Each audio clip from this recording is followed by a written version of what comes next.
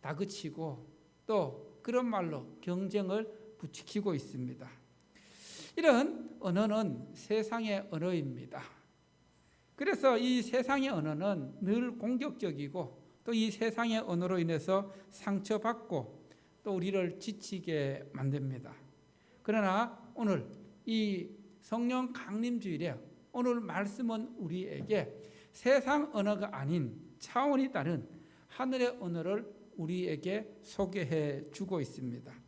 오늘 예배를 통해서 여러분의 귀와 마음이 세상의 소음에서 벗어나 영원한 하늘의 음성, 하늘 언어로 채워지는 복된 시간 되기를 소망합니다. 오늘 읽은 사도행전 2장은 바로 유대인들의 3대 명절 중에 하나인 오순절을 맞이해서 많은 무리들이 예루살렘에 모였을 때 마가의 다락방에 임한 성령의 그 충만한 역사를 우리에게 보여주고 있습니다. 이 유대인들은 오순절이 되면은 각자 흩어져 있다가 이제 그 예루살렘으로 모여서 하나님을 예배하게 되는데 이 흩어져 있던 유대인들, 즉 디아스포라라고 부르죠. 이 디아스포라 유대인들이 로마, 아시아, 아프리카로부터 예루살렘에 모여듭니다. 그래서 이 오순절에 예루살렘 거리는 수많은 인파로 북적거렸고 또 시장과 광장에는 각 나라의 고유한 언어와 소음이 가득 섞여 있었습니다. 하지만 그 시끄럽고 화려한 소음 너머에 예루살렘 한 모퉁이 마가의 다락방에는 전혀 다른 공기가 흐르고 있었습니다. 거기에는 120명의 성도들이 모여서 예수님의 말씀을 기억하면서 기도하고 있었습니다. 예수님께서는 부활하셔서 하늘로 올라가시면서 제자들에게 성령을 기다리라, 약속하신 성령을 기다리라고 말씀하셨습니다. 그 당시 세상의 권력자들은 여전히 예수님을 믿는 예수님의 제자들을 붙잡기 위해서 시퍼런 그런 칼날을 가지고 그들을 옥죄어 오고 있었습니다. 그래서 제자들의 마음 한복판에는 늘 두려움과 긴장이 깊게 깔려 있었습니다. 그들은 문을 꽁꽁 걸어 잠근 채 하나님 앞에서 오직 기도하며 약속하신 성령을 기다리고 있었습니다. 바로 그때 세상의 문이 닫혀 있었지만은 그러나 하늘의 문이 활짝 열리며 시간과 공간을 뒤흔드는 위대한 성령의 역사가 임하게 되는 사건이 일어나게 됩니다.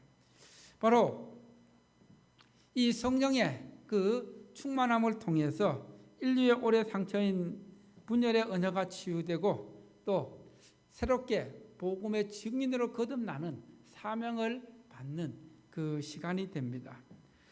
이제 오늘 이 마가의 다락방에서 교회가 시작되었습니다. 교회가 시작되면서 성령께서 임하시면서 주신 은혜가 있습니다.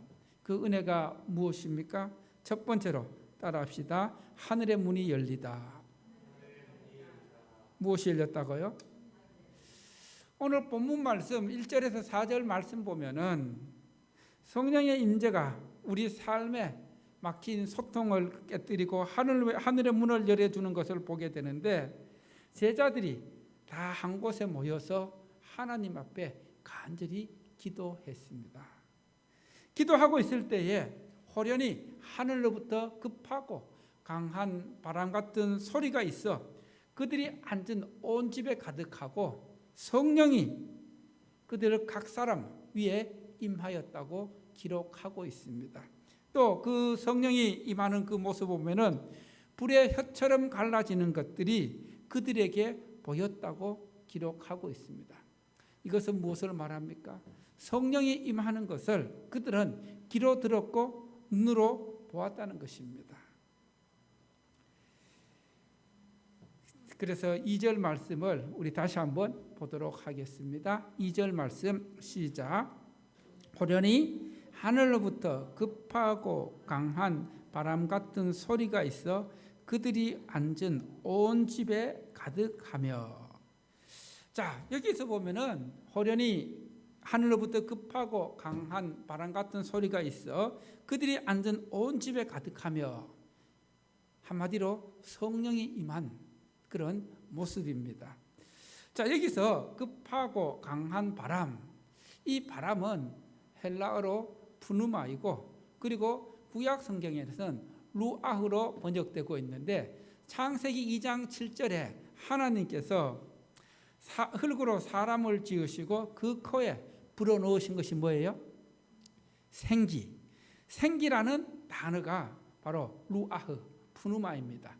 즉 이것은 무엇을 말하냐 하면은 하나님의 숨, 하나님의 숨결을 의미하면서 살아 움직이게 하는 하나님의 숨결, 생명의 근원을 의미하는 말입니다. 오순절 다락방에 가득하고 급하고 강한 바람 소리는 영적으로 지치고 메말라 있던 제자들에게 새로운 하나님의 생기, 하나님의 숨결이 그들에게 강력하게 임하게 되었던 것입니다.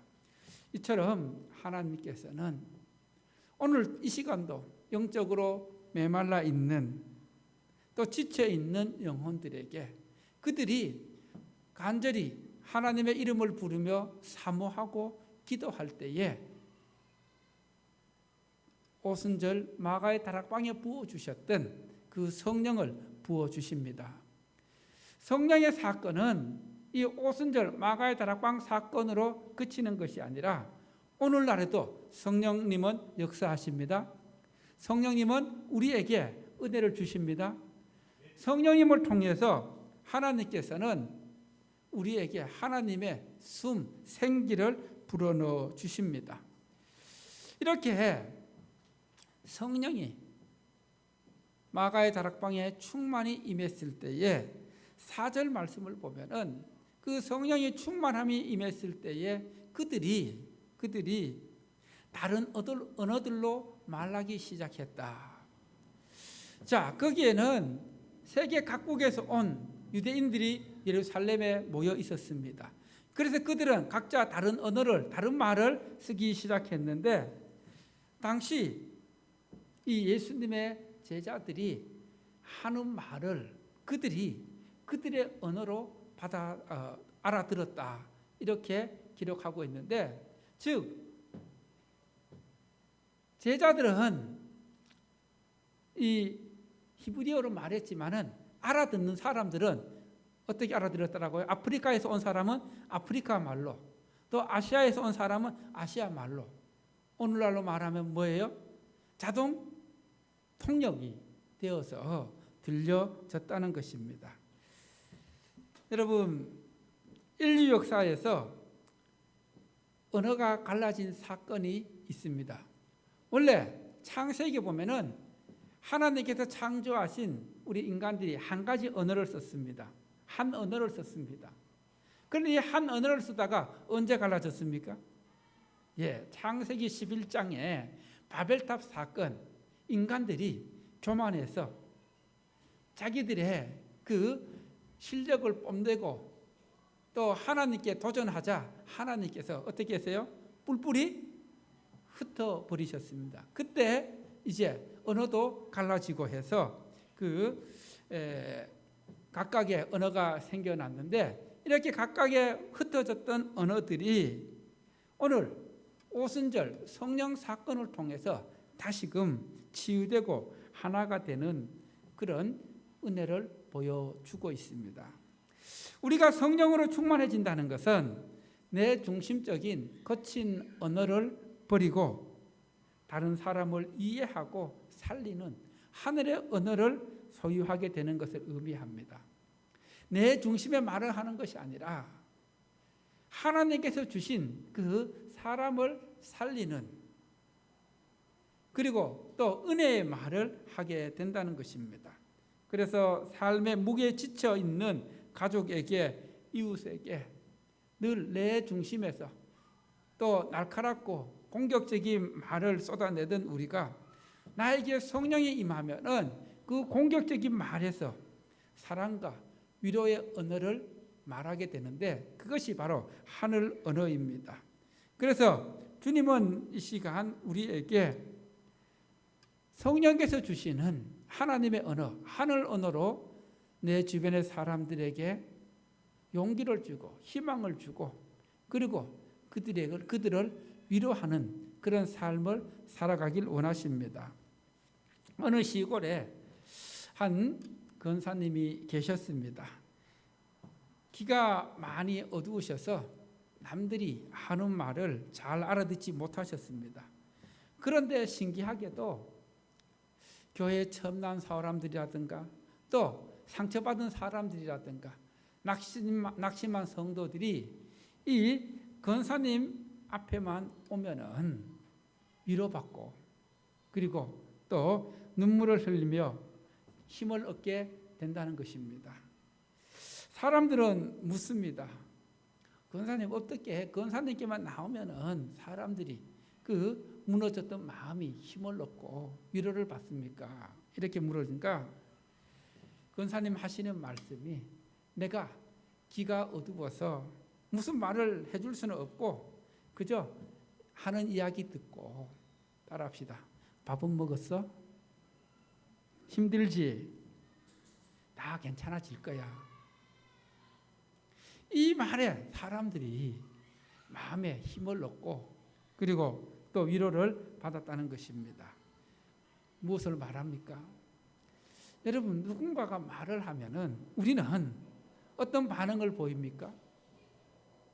먼저 일단 내 생각으로 판단을 합니다. 판단하게 되면은 내 경험을 이야기한다든가 충고를 한다든가 지적을 한다거나 내 나름대로 해석을 하게 됩니다. 그런데 이 권사님은 얘기 듣고 해석하거나 충고하거나 판단했습니까? 그렇지 않습니다. 하늘의 언어는, 따라합시다. 하늘의 언어는 내 중심의 말이 아니라 다른 사람의 마음을 만져주는 말이다. 그런 말을 할 때 그 말이 사람을 살리는 말이 되고 힘을 주는 말이 되고, 그리고 이 말이 바로 성령과 사랑의 말이 된다는 것입니다. 하늘의 언어는 유창하거나 화려한 말이 아닙니다. 상대방의 아픔을 공감하고 그들의 눈높이에서 따뜻하게 소통하는 사랑의 말입니다. 그래서 성령이 임하시면은 내 속에 있던 불평이 사라집니다. 시기와 오해의 말이 사라지게 됩니다. 그 대신에 남을 살리고 격려하고 세워주는 위로의 말이 내 입술을 가득 채우게 됩니다. 여러분, 우리가 살아가는 세상은 어떻습니까? 경쟁을 부추기고 있습니다. 그 경쟁의 말들이 때로는 우리를 지치게 하고 마음 아프게 하고 상처를 주기도 합니다. 여러분, 이런 현실 속에서, 이런 세상에서 하나님께서는 우리 천안 상현의 가족들은 오늘 이 시간 이후로 하늘 언어, 사람을 살리는 언어를 쓰기를 원하십니다.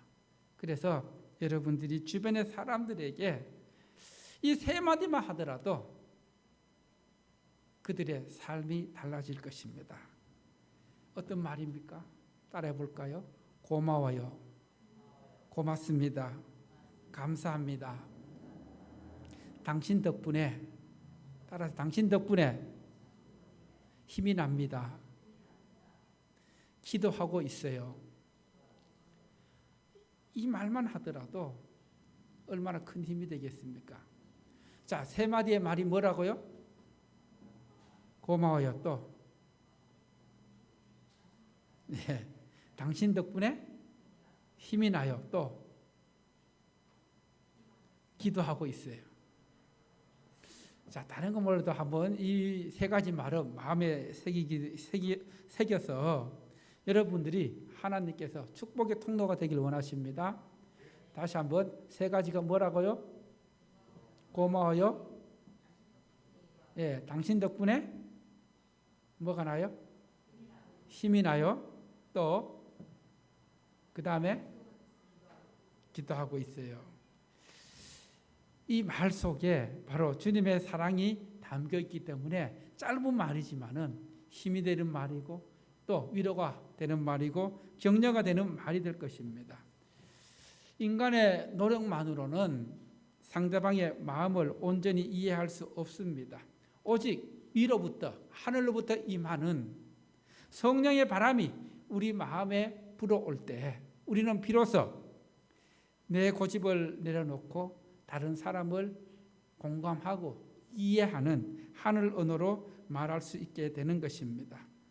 여러분의 다친 입술과 마음이 성령으로 인해서 활짝 열려서 깨어진 관계가 회복되는 하늘의 언어를 사용하는 여러분 되시기를 축원합니다.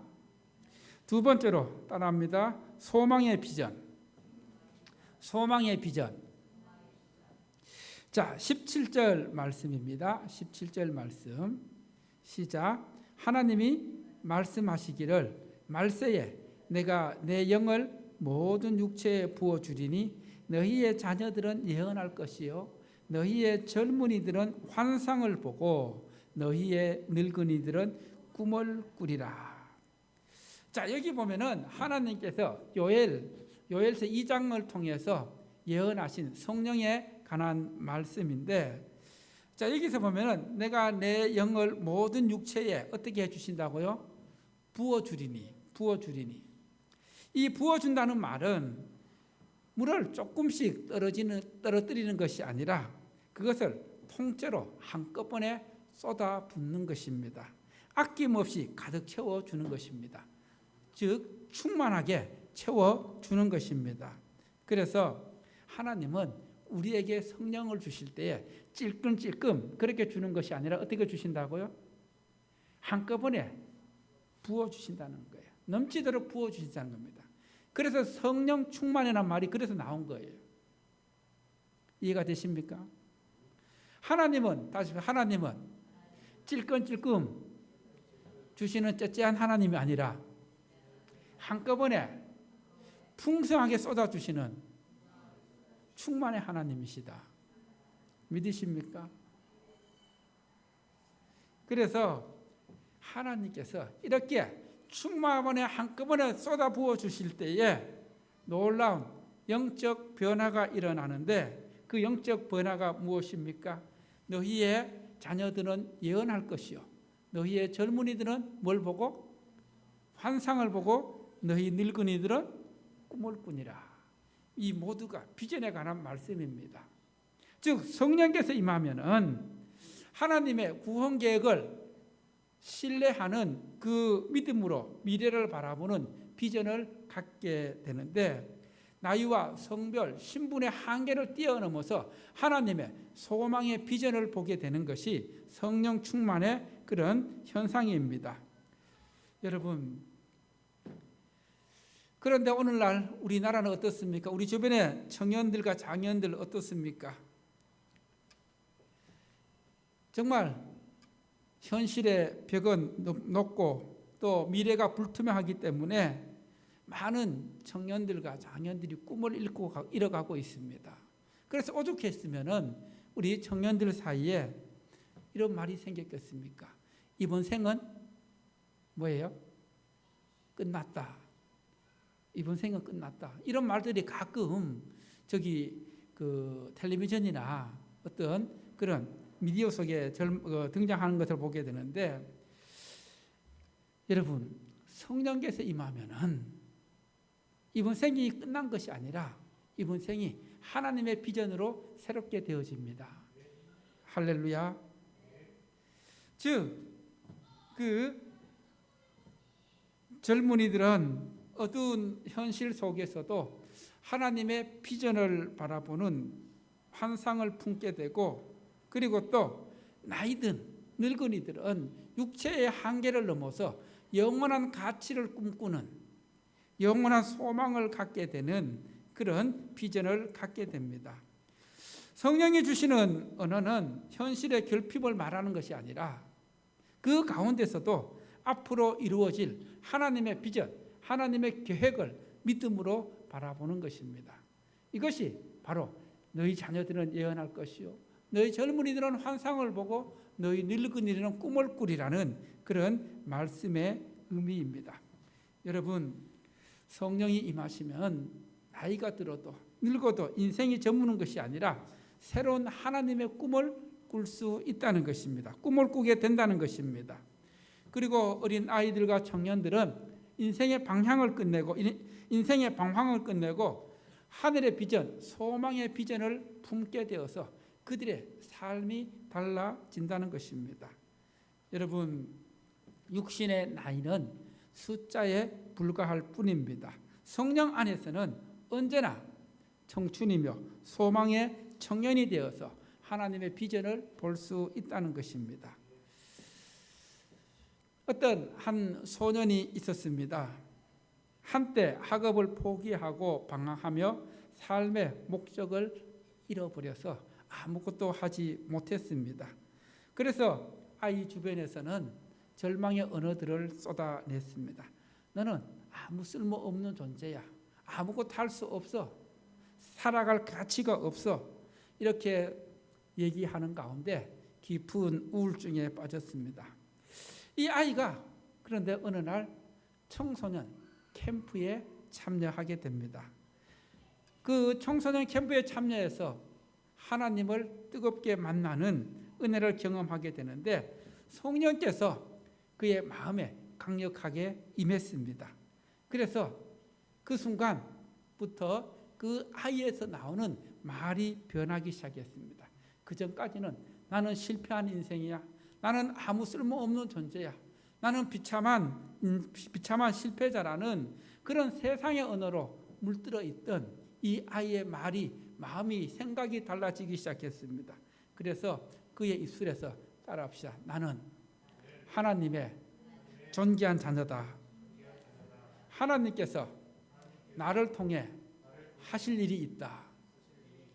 이렇게 생각이 바뀌고 입에서 나오는 말이 바뀌니까 그동안 방향을 잃었던 꿈 그리고 소망이 생기기 시작해서 놀라운 집중력으로 공부를 하기 시작합니다. 그래서 그는 결국 대학교를 졸업하고 소외된 이웃을 돌보는 복지 전문가로 성장해서 수많은 사람들에게 위로와 소망을 전해주는 그런 삶을 살아가고 있는 이야기입니다. 그렇습니다. 성령이 임하시면 인생이 바뀝니다. 할렐루야. 성령이 임하면 생각이 바뀝니다. 성령이 임하면 마음이 바뀝니다. 그래서 우리에게 성령이 임하시도록 우리는 늘 성령을 사모하면서 기도해야 합니다. 여러분, 오늘 성령이 어떻게 임했다 했습니까? 호련히 갑자기 순식간에 임했습니다. 우리가 기도하다 보면은 하나님께서 어느 순간 하나님께서 계획하신 때에 갑자기 부어주시는 은혜가 있습니다. 할렐루야. 마지막 세 번째 따라합시다. 주의 이름을 부르는 자에게 주시는 은혜. 하늘의 언어는 주의 이름을 부르는 자에게 구원과 진정한 위로를 주신다고 말씀하고 있습니다. 자, 본문 21절 말씀 함께 봅니다. 본문 21절 시작. 누구든지 주의 이름을 부르는 자는 구원을 받으리라 하였느니라. 여러분, 우리가 때로는 인생을 살다 보면은 내 힘으로는 도저히 빠져나올 수 없는 깊은 수렁에 빠질 때가 있습니다. 물질의 위기, 건강의 위기, 관계의 단절, 또 영적인 슬럼프, 영적인 메마름, 이런 상황 속에서 때로는 우리는 소리내어 울 힘조차 없는 기진맥진한 바로 그때 우리를 살릴 수 있는 언어가 무엇입니까? 그것은 세상의 언어가 아니라 하늘의 언어입니다. 그때 우리가 할 수 있는 일이 무엇입니까? 주의 이름을 부르는 것입니다. 주의 이름을 부르면은 주님께서 그 부름에 귀를 기울이십니다. 할렐루야. 그래서 주의 이름을 부르는 자에게 누구든지 하나님께서 구원의 은혜를 주신다고 말하고 있습니다. 세상 사람들은, 세상의 언어는 조건적입니다. 우리가 능력이 있고 가진 것이 많을 때만 우리를 반겨하고 환영합니다. 그러나 따라합시다. 하늘의 언어는 조건을 따지지 않는다. 무조건적이다. 여러분, 무조건적이라는 말이 무슨 말입니까? 자격이 없어도, 연약해도, 쓰러져 있는 모습 그대로 누구든지 주의 이름을 부르기만 하면은 하나님께서 구원의 은혜를 베풀어 주십니다. 여기서 이 구원의 은혜, 궁극적으로는 우리의 영혼이 구원받아 천국 가는 것을 의미하지만은 더 넓게 생각하면은 지금 이 순간 우리의 사방이 막혀 있더라도 내 삶의 현장에서 하나님께서 성령의 능력으로 우리를 건져내신다는 겁니다. 구해 주신다는 겁니다. 그것이 바로 구원의 은혜입니다. 우리 주님은 지금도 지쳐 있고 그리고 상심해 있는 영혼들이 주님의 이름을 부르기만 하면은 그 음성에 귀를 기울이며 그 기울임을 통해서 성령을 통해서 여러분을 구원해 주시길 원하십니다. 그래서 여러분의 인생의 밤이 깊어갈 때에 절망의 소리에 귀를 내어주는 것이 아니라, 절망의 소리에 마음을 내어주는 것이 아니라 우리를 구원하시는 주님의 이름을 크게 부르시기를 바랍니다. 할렐루야. 우리의 가냘픈 신음 소리에도 응답하시고 구원의 손길을 내미시는 그 하나님의 놀라운 평강이 여러분을 충만히 채워지기를 소망합니다. 이제 오늘 말씀을 마무리합니다. 하나님께서 주시는, 성령을 통해 주시는 이 하늘의 언어가 우리를 살릴 수 있습니다. 내 주변의 사람을 살릴 수 있습니다. 그래서 이 하늘의 언어는 깨어진 관계를 회복하고 또 절망 속에서도 환상과 꿈을 보게 하는 소망의 비전을 주는 그런 언어입니다. 그런 말입니다. 이제 여러분은 다시 예배가 마치면 다시 치열한 삶의 현장으로 나가게 됩니다. 세상은 여전히 우리에게 거칠고 차가운 인간의 언어로 다가올 것입니다. 그러나 그 가운데서도 낙심하지 마시기 바랍니다. 왜냐하면 우리 안에 계신 성령님을 의지함으로 이번 한 주간 하늘의 언어로 승리할 수 있기를 바랍니다. 그래서 가정에서 자녀들에게 축복과 격려의 말을 건네고 또 일터에서는 지친 동료들에게 위로의 말을 전하는 하늘 언어 소유자로 멋진 삶을 살아갈 수 있는 여러분 되시기를 바랍니다. 오늘 말씀을 마무리하면서 여러분에게 오순절 마가의 다락방에 임했던 성령을 통해 주시는 이 하늘 언어로 소유자로 살아가는 여러분 되시기를 소망합니다. 기도합니다. 하나님, 오늘 말씀을 통해서 우리가 하늘 언어 소유자로 살아가면서 세상을 살리는, 내 주변의 사람을 살리는 소망의 언어, 비전의 언어, 그리고 생명의 언어로 살아갈 수 있도록 도와주시옵소서. 예수님 이름으로 기도합니다. 아멘. 찬송가 215장 찬송 드리며 봉헌합니다.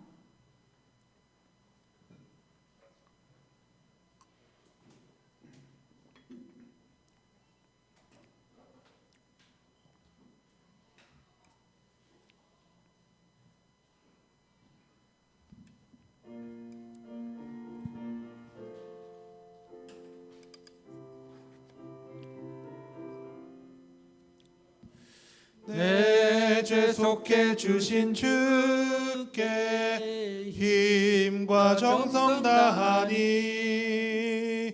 나의 온갖 언행 심사 주를 위한 것 것일세. 내게 있는 모든 것을 주를 위해 바치리.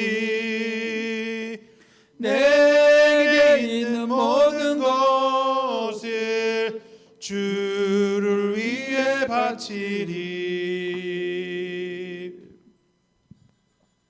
하나님, 오늘도 주님 앞에 나와 주정헌금으로 11조로 감사헌금으로 교회 운영헌금으로 선교헌금으로 주님 앞에 드립니다. 정말 이 어려운 때에 그래도 하나님을 믿는 믿음으로 하나님 주신 은혜에 감사하는 마음으로 이 시간 주님 앞에 드리는 이 물질을 기쁘게 받아주시고 또 하나님 주신 은혜로 우리가 살아갈 때에 생명의 언어 하늘 언어로 살아갈 때 우리 삶의 능력이 내 주변의 사람들을 살리고 새롭게 하는 은혜가 있게 하여 주시옵소서. 그리고 우리 성도들의 그 일터와 가정, 직장을 지켜주시고 그리고 더욱더 하나님의 은혜가 풍성함으로 하나님 앞에 더 풍성히 드리는 은혜도 허락하여 주시옵소서. 우리의 그 물질이 드리는 것이 하나님의 뜻을 이루고 하나님 나라의 보화를 쌓는 귀한 은혜가 있게 하여 주시옵소서. 이 모든 말씀 예수님 이름으로 봉헌 기도 드립니다. 아멘. 이제 일어나셔서 마지막 날에 내가 나의 영으로 함께 찬양합니다.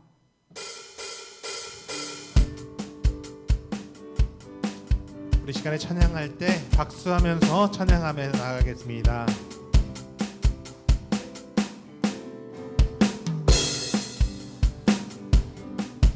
마지막 날에 내가 나의 영으로 주 모든 백성에게 부어 주리라. 자녀들은 예언할 것이요 청년들은 환상을 보고 아비들은 꿈을 꾸리라. 주의 영이 임하며 자녀들은 예언할 것이요 청년들은 환상을 보고 아비들은 꿈을 꾸리라. 주의 영이 임하며 성령이여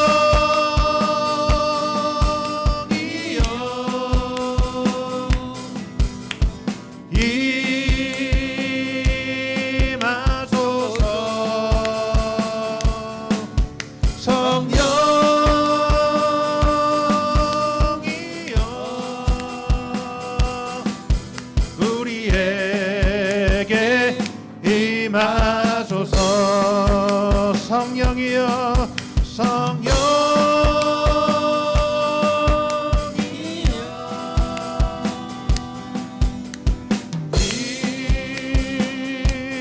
임하소서.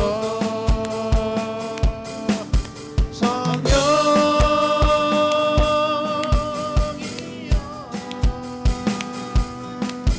우리에게 임하소서. 우리에게 임하소서. 우리에게 임하소서.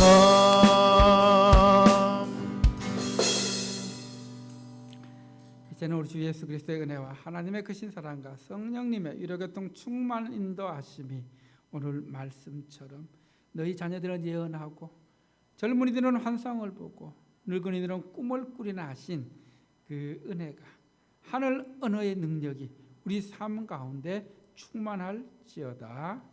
아멘.